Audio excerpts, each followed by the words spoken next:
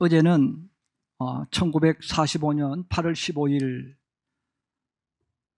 일본 식민지에서 해방된 지 81주년 되는 광복절입니다. 우리가 이제 광복이 된 이후에 우리의 삶을 열어올 때 언제부턴가 우리나라 국민들 속에 또 그런 것들이 유튜브를 통해서 너무 과대 포장된 이야기 아니면 또 과소평가하는 것들이 굉장히 많이 옵니다. 그래서 본인들도 모르게 머릿속에 그렇게 자꾸 말을 하고 그렇게 이야기를 해요. 물론 좋은 의미겠죠. 또 때로는 나쁜 의미가 있을 겁니다. 그중에 우리가 가장 많이 하는 그런 이야기예요. 우리 대한민국 사람, 이 한국 사람은 다른 나라를 침략하거나 공격한 적이 없는 나라다. 그래요. 또 전쟁을 싫어하고 평화를 추구하는 나라다. 이런 단어를 써요. 사실 이것은 누군가가 의도적으로 꾸며낸 말입니다. 너무 듣기 좋은 말 같아요. 이런 남을 공격한 적이 없다. 근데 여러분 한번 생각해 보세요. 남을 공격한 적이 없는데 존재할 수 있을까요? 여러분 나라라는 것은 처음부터 나라가 만들어진 것은 하나도 없어요. 다 작은 마을이나 도시에서 출발해서 마을이 커져서 국가가 됩니다. 고조선, 고구려, 신라, 백제. 여러분 이 같은 나라는 사실은 끊임없이 전쟁을 한 나라입니다. 전쟁을 해서 이겼기 때문에 국호를 가지잖아요. 신라, 고구려, 백제. 국가 이름을 가지는 거예요.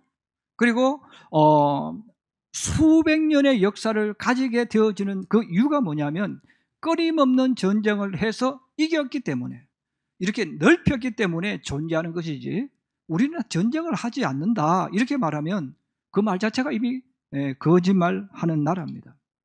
여러분 예를 들어서 여러분 오늘날 우리가 가장 쉽게 이해할 수 있는 게 삼성전자를 생각해 보세요. 지금의 삼성전자를 생각하면 안 되죠. 여러분 처음에 삼성전자를 생각해 보세요. 그때는 한국 반도체가 전자 조그마한 회사였어요.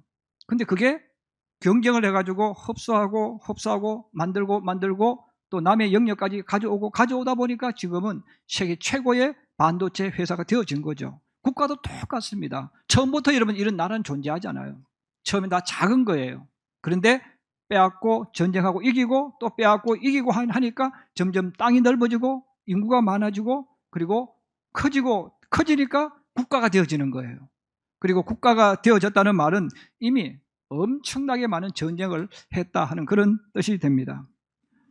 고려나 조선 같은 나라 역시 마찬가지입니다. 국경선을 넘어서 때로는 공격하기도 했고 때로는 국경을 넘어 공격받기도 했습니다. 그리고 모든 사람들은 전쟁을 다 싫어합니다. 전쟁을 원하는 사람은 없습니다. 전쟁을 원하는 것은 이 상황에서 내가 굶어 죽거나 어떤 위기가 오기 때문에 밖으로 나가는 거예요. 전쟁을 하는 거예요. 그래서 이 세상에 사는 모든 사람에게 물어보면 전쟁 원합니까? 전쟁 원하지 않습니다. 그런데 전쟁을 해야 됩니다. 왜냐하면 생존의 문제가 걸려있기 때문에 그렇습니다. 그리고 이 나라라는 것은 반드시 두 가지 양면성을 가지고 있습니다. 잘 나가는 시절이 있고 반대로 어두운 시절이 있어요. 그래서 나라라는 것은 사람도 똑같습니다. 잘 나가는 시절이 있고 어렵고 힘든 시절을 걸어가는 것이죠. 특별히 우리가 오늘 이 광복절을 생각해 보면서 바로 우리에게도 그렇다는 거예요. 우리 역사 속에서 정말 어두웠던 시절이 있고 밝은 시절이 있는데, 그러면 우리 민족이 가장 어두웠던 시절, 물론 과거의 먼 옛날로 가지 말고 최근으로 되돌아보면 바로 조선이라는 나라와 대한민국이라는 나라. 조선이라는 나라와 대한민국이라는 나라는 사실은 다른 나라예요. 우리는 그냥 조선시대 우리 역사로 배우니까 조선과 대한민국을 같다고 느끼지만 사실은 조선이라는 나라와 대한민국은 전혀 다른 나라입니다. 어쨌든 우리 조상들이 살았던 땅이니까 우리가 조선이라고 이야기하고 또 역사에서 배웠으니까 조선이라고 이야기하는 거예요. 그리고 오늘 우리는 사는데 대한민국입니다. 그럼 대한민국과 이 조선 속에 하나에 끼어있던 슬픔이 있죠. 바로 일제강점기. 또 다르게 말하면 일제 식민지 시대입니다. 근데 일제 강점기, 일본 그 일제 식민지 시대, 이 35년의 세월은 우리 민족에게는 슬픔의 시대고 어둠의 시대고 절망의 시대입니다. 35년이란 이 사실 길다면 길고 짧으면 짧을 수 있는 이 기간 동안에 왜 어둠의 시대고 절망의 시대고 좌절의 시대였을까요? 그냥 여기 살던 사람이 갑자기 나라가 없어진 거예요. 나라가 없어지니까 갑자기 주권이 사라졌어요. 그리고 그냥 우리나라 주권만 사라진 게 아니죠. 주권이 사라졌다는 말은 개인의 권리도 사라진 거예요. 보호받을 수 있는 권리도 사라졌습니다. 아니, 여기는 우리 할아버지가 사셨던 땅이고 우리 조상들이 살았던 땅입니다. 우리 아버지가 살고 있는 땅입니다. 내가 태어나서 살고 있는 땅입니다. 그런데 갑자기 내 허락도 받지 않고 내 권리가 사라진 거예요. 갑자기 내 모든 보호막이 사라진 거예요. 내가 할 수 있던 모든 것이 갑자기 제약을 받기 시작합니다. 좀 더 시간이 지나가니까 그냥 우리끼리 늘 썼던 말인데 갑자기 밖에서 압박이 오는 거예요. 너 앞으로 한국말 쓰지 마. 너 한국말도 쓰지 말고 너 한국 이름 바꿔. 일본 이름 바꿔. 그래서 갑자기 아니 내가 살고 있고 살아왔고 그런 땅인데 우리 허락도 받지 않고 한국말 못하게 해요. 일본말을 배우게 하고 또 일본식의 이름을 가지게 만들고 예를 들어서 우리가 뭐 하나 둘 숫자를 해야 될 때도 일본 이름으로 가르치지 않고 또 일본말로 가르치게 하잖아요. 저희 어머니가 제가 어렸을 때는 하나 둘 셋을 안 하고 일본식으로 뭐 하더라고요. 네. 어릴 때 그걸 배웠으니까. 자, 그러므로 이 땅에 살고 있었던 많은 사람들이 내 건데, 우리 아버지 건데, 우리 조상들이 살았던 곳인데 이렇게 느꼈던 그 시대가 갑자기 사라져버린 거예요. 그리고 꿈도 꿀 수 없고 희망도 꿀 수 없는 그런 시대, 바로 이 시기를 우리는 어둠의 시대라고 이렇게 표현하고 슬픔의 시대, 환경이 어려웠던 시절이죠. 자, 그런데 그러다가 갑자기 또 8.15가 일어났어요. 자, 8.15가 일어나면서 갑자기 광복이 이루어진 거예요. 여러분, 광복이란 뜻은 뭡니까? 빛을 회복했다, 그 뜻이죠. 내게 있던 어둠이 떠나가고 빛이 내게 온 날, 그 광복입니다. 그리고 이것을 축제로, 잔치로 만들면 광복절이 되는 거예요. 저는 오늘 광복절 81주년을 다시 한번 되돌아 보면서 성경에서 말씀하는 광복의 의미를 크게 몇 가지로 나누어 보려고 합니다. 첫 번째입니다. 같이 한번 읽겠습니다. 시작. 국가의 광복절. 그래서 광복이라는 이 광복절은 말 그대로 페스티벌입니다. 축제를 말하는 거예요. 그래서 이 광복을 즐기는 날, 광복을 함께 즐거워하는 날, 이게 광복절이죠. 처음에 이야기한 것처럼 세상에 존재하는 모든 국가는 흥망성쇠를 반드시 거쳐갑니다. 자, 흥망성쇠를 거쳐가는데 이 나라가 그래서 망하는 날도 오고 나라가 새롭게 시작되는 날도 옵니다. 여러분, 1910년 우리나라가 망했어요. 우리나라가 망한 게 아니죠. 조선이 망했어요. 여러분, 조선이 망했는데 조선이 망한 날짜를 기억한 분 계세요?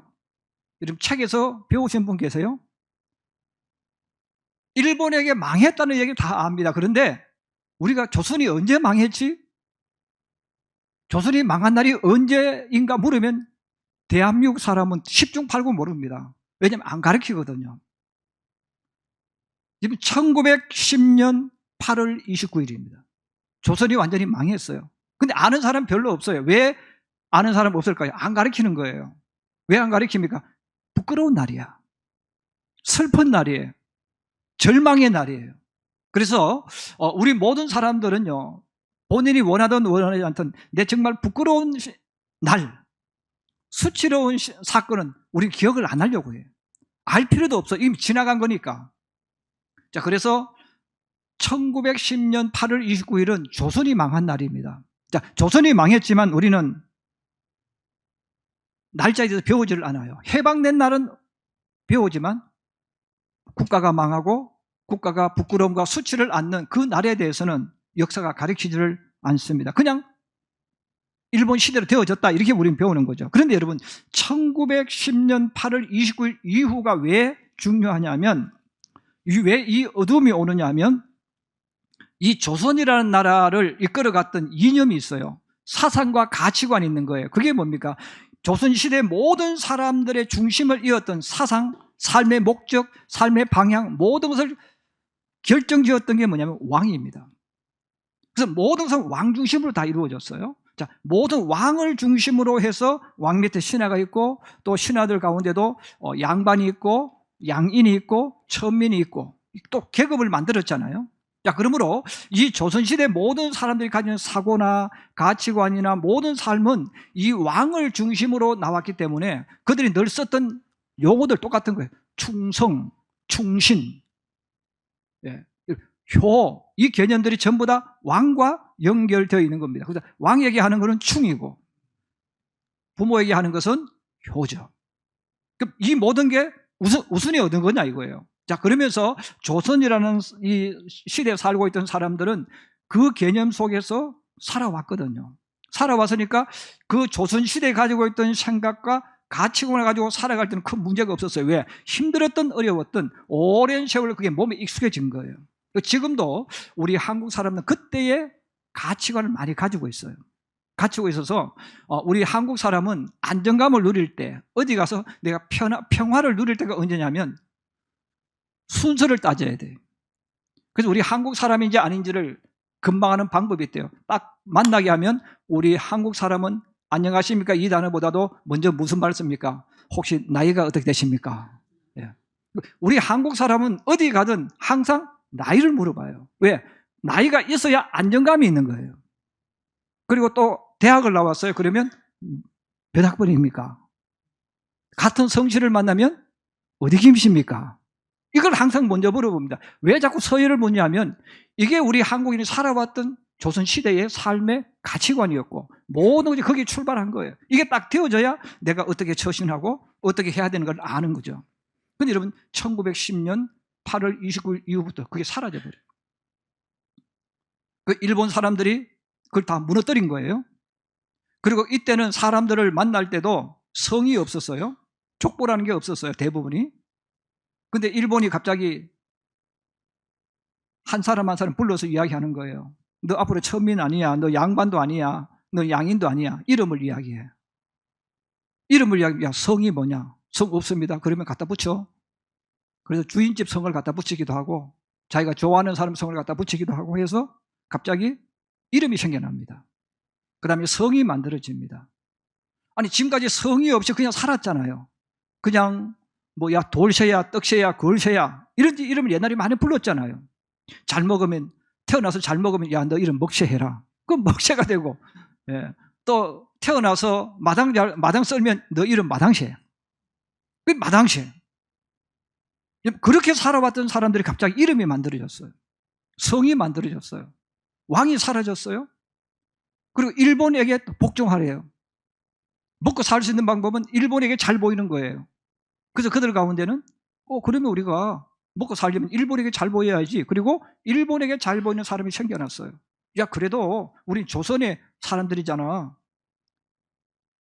우리 그걸 지켜야지. 또 그걸 지키는 사람들.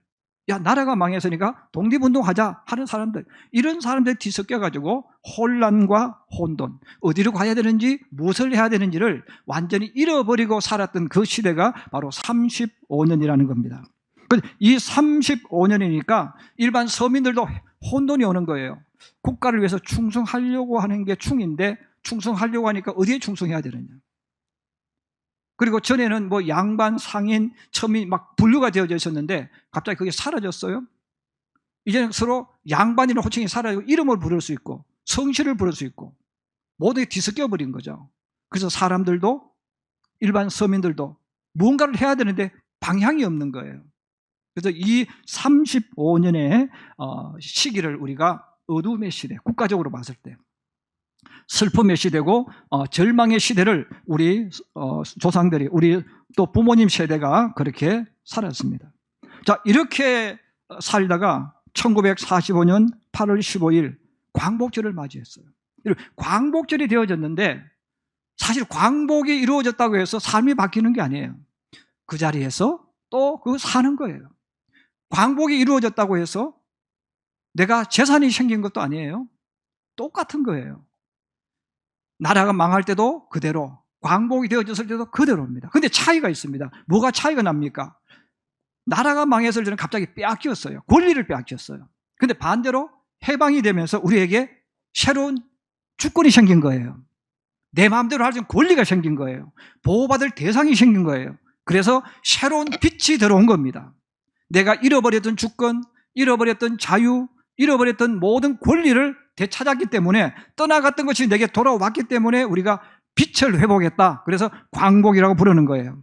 그리고 사람들 뛰어나와서 거리를 환영하면서 대한 독립만세를 불렀습니다. 모든 사람이 함께 불렀기 때문에, 함께 잔치를 했기 때문에, 기뻐했기 때문에 광복절로 만들어지는 거예요. 여러분, 그런데 광복이 되어지고 우리가 광복절을 맞이하는데 저나 여러분들은 정말 복 있는 사람이에요. 왜냐하면 이런 광복이 이루어진 이 나라에 미군이 들어왔다는 거예요. 예. 요즘은 뭐 미국에 대해서 온갖 안 좋은 이야기 많이 해요. 근데 그것은 놔두고, 여러분, 이 땅에 미군이 들어온 게 얼마나 큰 축복인걸 우리 알아야 됩니다. 미군이 우리에게 들어옴으로 인해서 미국이 가지고 있던 사상과 가치관이 들어온 거예요. 여러분, 미국이라는 나라는 기독교 정신으로 세워진 나라입니다. 그래서 자유, 헌법, 모든 게 기독교 성경에서 출발하는 거예요. 성경에서 출발한 그 헌법을 그대로 우리에게 가져왔습니다. 여러분, 그래서 우리 대한민국이 만들어질 때, 국회가 만들어지고 국회를 시작할 때, 여러분, 유교국가였잖아요. 우리 조선의 나라는 유교국가였어요. 자, 그런데 국회를 할 때 여러분, 기도부터 하고 시작합니다. 예수 믿는 많은 분들이 국회에 들어간 거예요. 그리고 그들이 이승만 씨부터 시작해서 교회 장로님이셨잖아요. 우리가 미국에서 그들을 배웠거든. 우리 먼저 할 때는 먼저 하나님께 기도하고 합시다. 그래서 국회를 할 때도 먼저 하나님께 기도하고 국회를 연 나라가 대한민국이에요. 그리고 여러분, 미국의 헌법이 그대로 들어왔어요. 미국의 인권이 그대로 들어왔어요. 미국의 모든 자유가 그대로 들어왔어요. 그래서 저나 여러분들이 인정하든 인정하지 않든 우리는 이 땅에서 가장 아름다운 성경의 사상을 가져와서 지금 자유를 누리고 자유 대한민국이 만들어지는 것입니다. 그래서 우리는 이 복음과 함께 이 헌법이 들어왔고 자유와 사랑이 들어왔기 때문에, 여러분, 전 세계 나라를 다 한번 둘러보세요. 우리만큼 자유를 누리는 나라가 없습니다. 여러분, 독일, 프랑스, 영국 가서 한번 이야기해 보세요. 우리하고는 비교되지 않습니다. 전 세계에 우리나라만큼 언론의 자유가 있고 마음껏 할 수 있는 나라는 두 군데밖에 없습니다. 미국과 대한민국입니다. 여러분, 일본도 자유가 없습니다. 가서 한번 들어보세요. 여러분, 왜 우리가 이런 자유와 특권을 우리가 누리고 있습니까? 광복이 된 이후에 이 땅에 미국이 들어와서 그런 거예요. 여러분, 똑같이 광복이 이루어졌어요. 그런데 여러분, 저 북한을 보세요. 북한에는 소련이 들어갔습니다. 소련이 들어가서 무엇을 가지고 들어갑니까? 공산주의를 가지고 들어갔잖아요. 광복이 이루어졌는데 오히려 공산주의가 들어와서 그들을 지배해버린 거예요. 광복에 대해서 너무너무 행복한데 좋았는데 오히려 공산주의가 들어와서 북한은 공산주의가 자유를 빼앗아가 버렸습니다. 공산주의가 들어와서 그들의 행복을 빼앗아갔습니다. 여러분, 공산주의가 왜 무서우냐면, 공산당, 공산주의자를 이야기할 때 국가의 모든 체제는 하나님 위에 누가 있냐면 공산당이 있습니다. 여러분, 중국도 똑같습니다. 그래서 여러분, 헌법 위에 뭐가 있냐면 공산당이 있어요. 군대 위에 공산당이 있어요. 여러분, 공산당이 그래서 무서운 거예요. 공산당은 국민을 위해 일하는 군대가 아닙니다. 공산당을 위한 군대입니다. 모든 헌법, 모든 재판, 모든 권한은 일반 백성을 위해서 존재하는 게 아니고 공산당을 위해 사는 거예요. 그래서 여러분, 군인은 일반 사람들에게 총을 겨눌 수 있습니다. 여러분, 중국 똑같습니다. 일반 서민들 말 안 들으면 군인들이 총을 겨눌 수 있습니다. 근데 우리나라는 못합니다. 왜? 국민을 위한 군대. 국민을 위해 사니까 그런 거예요. 여러분, 똑같이 광복이 이루어졌지만 저 북한은 공산주의자가 들어감으로 인해서 어둠이 다시금 깔린 거예요. 절망과 좌절이 그들을 자유와 행복을 빼앗아가기 때문에 여러분, 북한이 얼마나 비참하게 삽니까? 반대로 우리는 선택하든 선택하지 않았든 미군이 이 땅에 들어오면서 하나님의 복음이 들어왔고 자유가 들어왔고 헌법이 들어왔고 우리가 선택할 수 있는 모든 것들이 같이 들어오는 거예요. 같이 들어와서 여러분, 이 세상에서 가장 아름답고 멋있는, 그리고 활동적인, 역동적인 나라가 바로 대한민국이 만들어지는 거예요. 바로 이 모든 것이 하나님이 우리에게 빛을 주셔서 그런 겁니다. 그러므로 이제 우리 어른들이 해야 될 일은 뭡니까? 이 영광스럽고 복된 이 광복을 우리만 누리면 안 된다는 거예요. 이것은 돈으로 주고 살 수 없어요. 가난하게 살면 내가 열심히 노력해서 돈을 벌 수 있어. 그런데 국가를 잃어버리면 찾을 수가 없어요. 여러분, 국가를 잃어버리면 내 권리를 잃어버리는 거예요. 그러므로 우리가 이 광복절을 맞이하면서 때로는 힘들 수도 있고, 때로는 어려울 수도 있고, 때로는 내 뜻대로 안 될 수가 있습니다. 때로는 국가가 나에게 내가 원하는 걸 안 줄 수 있습니다. 그러나 여러분, 자유 대한민국의 이 국가는 하나님 준 최고의 축복이에요. 그래서 우리는 나 혼자만 누리는 게 아니라 우리 후손들에게 이 날을 물려줘야 합니다. 이것보다 더 큰 축복이 없는 거예요.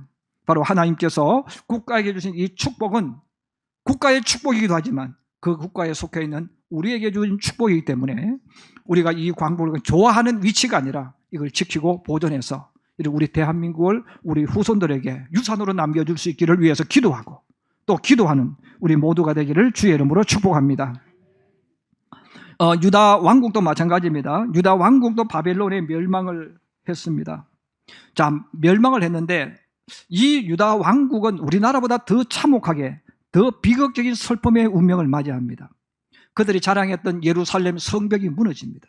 하나님의 성전 예루살렘이 파괴되고 성전에 있던 모든 것을 다 빼앗깁니다. 그리고 이 이스라엘 백성은 한국인과 좀 비슷한 게 있어요. 집요해요. 여러분, 우리 한국인도 정말 집요한 사람이거든요. 전 세계의 가장 집요한 사람, 민족을 두 개로 꼽으면 꼭 꼽히는 두 나라입니다. 유대인과 한국 사람. 예. 유대인과 한국 사람은 전 세계 어디 갔다 나도 살아남을 수 있는 사람. 이 말은 좋은 말이기도 하고 나쁜 말이기도 해요. 집요한 사람들, 어떤 상황 속에도 살아남는 사람들이죠. 그런데 여러분, 우리 입장에서는 살아남으니까 좋은데 적국의 입장에서 보면 징글징글 받은 민족, 정말 다시금 상종하고 싶지 않은 민족이 바로 대한민국과 유대인입니다. 느부갓네살 입장에서 그렇다는 거예요. 느부갓네살은 다른 나라 몇 번 공격하면 항복을 해요. 그냥 반항을 하지 않습니다. 여러분, 중공을 이야기하지만 그들은 우리 숫자가 어떻고 딴 것 어떻게 이야기하지만 역사를 보면요, 여러분, 제일 비참하고 비굴했던 사람이 중국입니다. 왜냐하면 그들은 저항을 많이 하지 않았어요. 근데 우리 한국 사람은 끝까지 저항합니다. 그래서 독립운동도 제일 많이 하고 어디에 갖다 놔도 손들고 반항하는 사람도 우리 한국 사람 제일 많아요. 유대인과 똑같은 거예요. 그래서 바벨론 느부갓네살이 지긋지긋합니다. 죽이면 끝나야 되는데 죽이면 또 기어 올라와요. 또 죽이면 또 올라오는 거예요. 죽는 줄 알면서도 나오는 민족이 누구냐면 한국 사람하고 유대인입니다. 그래서 느부갓네살이 예루살렘을 완전히 부수면서 어떤 생각을 하냐면 다시는 유대인들이 나라를 세울 수 없도록 만들어버립니다. 그럼 여러분, 다시는 나라를 세울 수 없도록 만들려면 방법은 간단해요. 젊은이를 죽여버리는 거예요. 여러분, 사실 그렇거든요. 여러분, 대한민국이라는 나라가 아무리 좋은 나라 할지라도요, 예를 들어 지금 태어난 아이부터 한 20대까지 아니 30대까지만 싹 없애버리면 시간 지나면 저절로 없어지는 거예요. 그래서 바벨론 느부갓네살 왕이 어떻게 합니까? 이스라엘 남유다 왕국의 똑똑한 아이들 정말 이렇게 보고 얘는 쓸만하다 싶은 애는 바벨론에 가서 교육을 시켜서 쓰고 그냥 대충 있는 이런 애들은 다 죽여버립니다. 젊은 애들을 죽이든지 포로를 끌고 가든지 다 끌고 가버리는 거예요.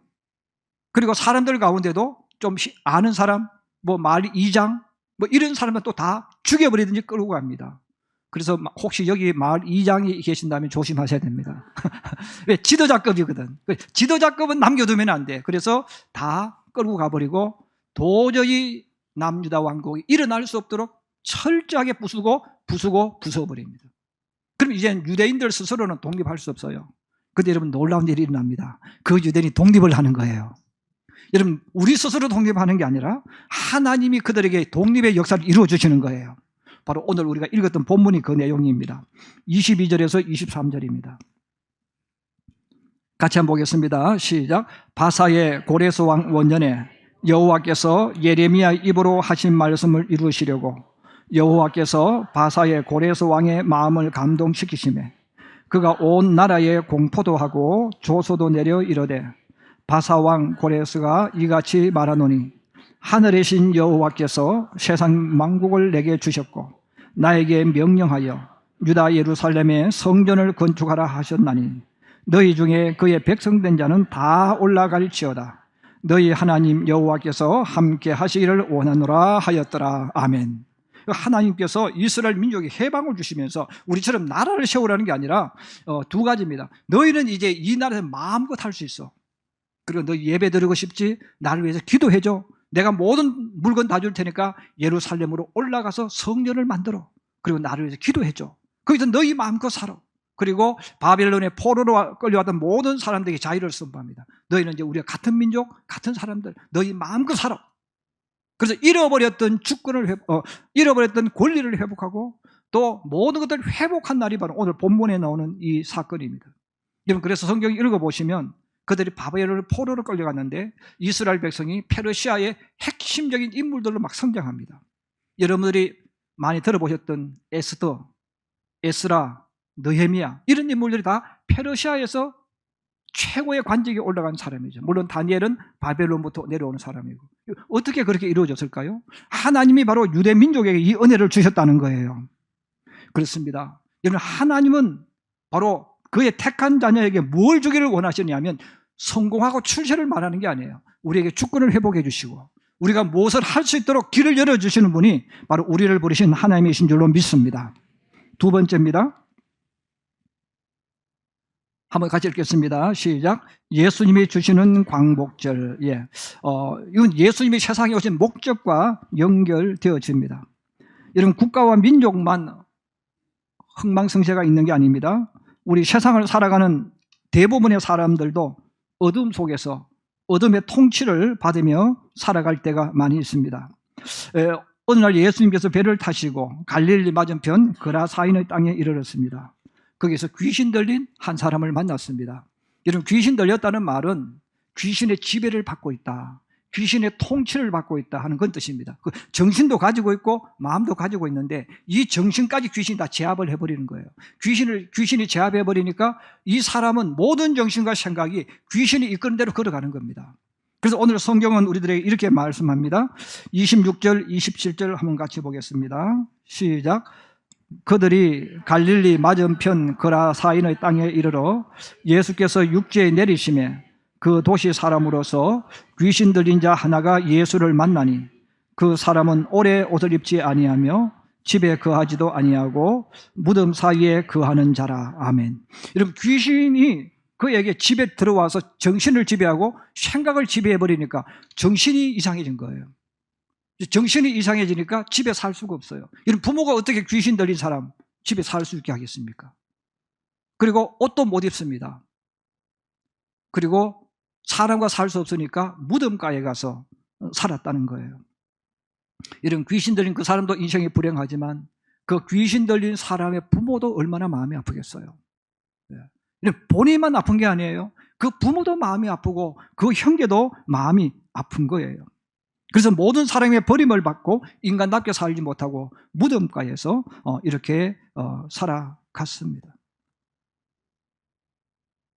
예수님이 그 귀신 들린 사람을 만났습니다.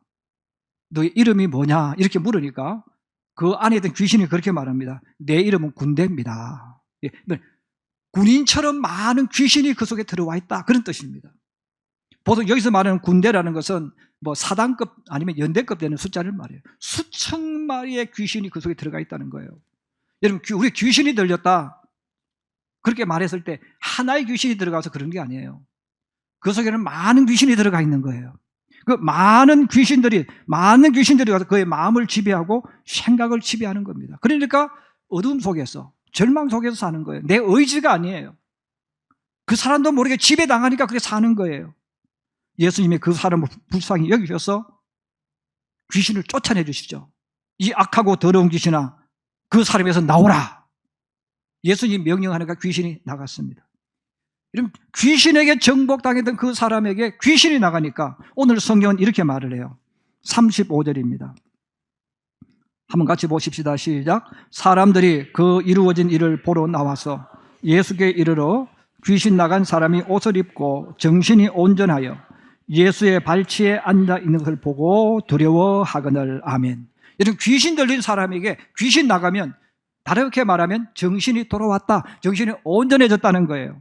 정신이 온전히 돌아왔다, 이 뜻을 우리가 성경적으로 표현하면 구원받았다는 뜻입니다. 해방되었다는 뜻입니다. 무엇으로부터? 귀신으로부터. 귀신으로부터, 어둠으로부터 구원받은 거예요. 그 구원받으니까 정신이 돌아오는 거예요. 여러분, 귀신으로부터 해방되어졌어요. 귀신이 해방되어지니까 정신이 온전히 돌아오니까 정상인으로 만들어졌다는 거예요. 여러분, 오늘날 이 뜻은 그냥 귀신 들렸다 이것을 떠나서 성경이 우리에게 중요한 이야기를 해주는 거예요. 지금도 세상을 살아가는 사람들이 귀신 들린 사람이 귀신에게 제압당한 것처럼 너무나 많은 사람들이 그렇게 산다는 겁니다. 어떤 사람은 질병을 통해서 질병에 정복당해요. 질병에 정복당해서 질병 때문에 너무너무 힘들게 사는 거예요. 자기 삶을 못 살아가는 거예요. 어떤 사람은 하는 일이 안 돼가지고 실패와 절망과 좌절에 잡혀 사는 사람이 있습니다. 또 요즘은 많은 사람들이 마음의 병이 많아. 예, 마음의 병이 많고 생각의 병이 너무너무 많습니다. 그래서 그런 분들이 참 많아요. 만나서 대화해보면 목사님, 저는 참 되는 일이 없는 사람입니다. 나는 참 노력하는데 내 인생이 잘 안 됩니다. 이런 분이 많아요. 또 어떤 분은 그렇게 말해요. 내 인생이 왜 이렇게 힘들고 어렵습니까? 여러분, 사실은요, 그게 마음의 병이에요. 마음의 병인데 무서운 게 뭐가 무서운 겁니까? 그 사람의 생각에 살이 잡혀 있는 거예요. 그 마음의 생각에 살이 잡혀 있는 거예요. 그 성경은 말합니다. 우리 예수 믿는 사람에게 부정적인 사람을 만나지 말라고 이야기합니다. 남을 의심하는 말, 남을 험담하는 말, 또 남 탓하는 사람, 이런 사람 만나지 말라고 하는 이유가 뭡니까? 나도 모르게 그 생각에 살이 잡히는 거예요. 그러면 안 보이는 거예요. 자기는 모르죠. 다른 사람이 보면 알아요. 그 사람은 귀신 들린 사람이 귀신에게 잡혀서 떨어져 있는 것처럼, 마음의 병이 있는 사람은요, 자기도 모르게 자꾸 마음의 병을 자꾸 이야기해요. 병의 지배를 받고 있기 때문에. 여러분, 그래서 우리 예수 믿는 사람은 교회에 나오는 사람이 아니라 예수님을 만나는 사람이 되어져야 됩니다. 오늘 성경이 말합니다. 예수님을 만나니까 귀신이 나가는 거예요. 이렇게 교회 다닌다고 문제가 해결되는 게 아니에요.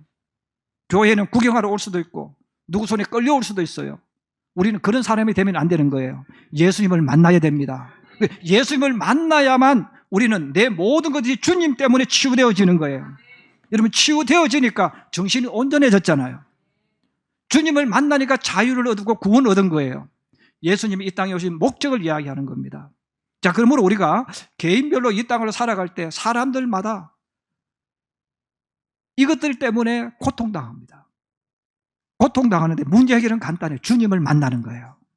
그리고 예수님을 만나면 이 문제가 해결되어집니다. 이제 적용편입니다. 세 번째입니다. 우리 한번 같이 보십시다. 시작. 예수 영접하는 사람에게 주어지는 광복절. 그러면 교회 다닌다고 되어지는 게 아니고 예수를 영접하는 사람. 예수를 영접한다면 나의 구주로 받아들이고 나의 왕으로 주인으로 모시는 것을 말해요. 여러분, 예수님께서 이 땅에 오신 목적은 성경이 이야기합니다. 단순히 미래의 천국으로 인도하기 위해서 오신 것이 아니라는 거예요. 오늘의 현실을 살아가는 사람들에게 참된 구원과 해방을 주기 위해 예수님이 세상에 오셨습니다. 그래서 예수님 공개적으로 말씀하는 겁니다. 마태복음 11장 28절에서 30절 말씀입니다. 우리 한번 같이 보겠습니다. 시작. 수고하고 무거운 짐진 자들아, 다 내게로 오라. 내가 너희를 쉬게 하리라. 나는 마음이 온유하고 겸손하니 나의 멍에를 메고 내게 배우라. 그리하면 너희 마음이 쉼을 얻으리니 이는 내 멍에는 쉽고 내 짐은 가벼움이라 하시니라. 할렐루야. 여러분, 성경이 우리에게 알려주잖아요. 너희가 아무리 열심히 살고 아무리 바르게 살아도 너희 앞에는 계속해서 가시 넝쿨이 나타날 거야. 은근치가 나타날 거야. 이 말은 뭡니까? 너희가 아무리 열심히 노력하고 아무리 바르게 살아도 가시와 은근이와 방해물이 나타나요. 때로는 자식이 방해물이 되기도 하고, 때로는 사업이 방해되기도 하고, 때로는 내게 교만이 방해가 되기도 하고, 어떻게 되든 우리 삶 속에는 끊임없는 방해물이 나타나는 거예요. 그런데 예수님께서 이 짐들을 지고 가는데 그 짐들 내게 맡겨. 내가 문제 해결해 줄게. 그 대신 내가 주는 이 짐을 지고 가. 이 짐을 지고 가면 너에게 평화가 있어. 이 말씀을 하시는 거예요. 여러분, 예수님이 세상에 오신 목적은 천국으로 인도하는 것도 맞지만 이 땅에 살 때 우리가 지고 있는 그 짐들을 해결하기 위해서 이 땅에 오신 분입니다. 그래서 귀신 들린 자에게 귀신을 쫓아주시고 정상이 돌아올 수 만들어 주셨잖아요. 우리는 각자가 이 땅을 살아갈 때 지고 있는 짐이 다 달라요. 다 다르기 때문에 그것은 사람이 해결할 수 없습니다. 그리고 짐은 한 번 해결하고 없어지는 게 아니에요. 계속 나타나요. 계속 나타나는데 예수님께서 말씀합니다. 수고하고 무거운 짐자들아 다 내게로 와. 그리고 그 짐을 내게 맡겨. 그럼 내가 문제 해결해 줄 거야. 대신에 너희는 내가 주는 그 짐을 지고 가라. 이렇게 말씀합니다. 여러분, 예수님은 세상에 오신 구세주입니다. 그리스도이십니다. 이걸 우리가 광복으로 말하면 이 땅에 오신 예수님은 죄와 어두움과 절망 속에 살아가는 사람들에게 빛을 회복시켜 주시고 그 빛이 되기 위해 오셨다는 뜻입니다. 여러분, 빛 속에 사는 사람은 빛의 소중함을 잘 모릅니다. 그러나 어둠 속에 들어가 보시면, 절망과 낭망의 속에 들어가 보시면 빛이 얼마나 소중한 것을 알고 있습니다. 어쩌면 저나 여러분들은 가장 살기 좋은 대한민국에 지금 살고 있기 때문에 모를 수가 있어요.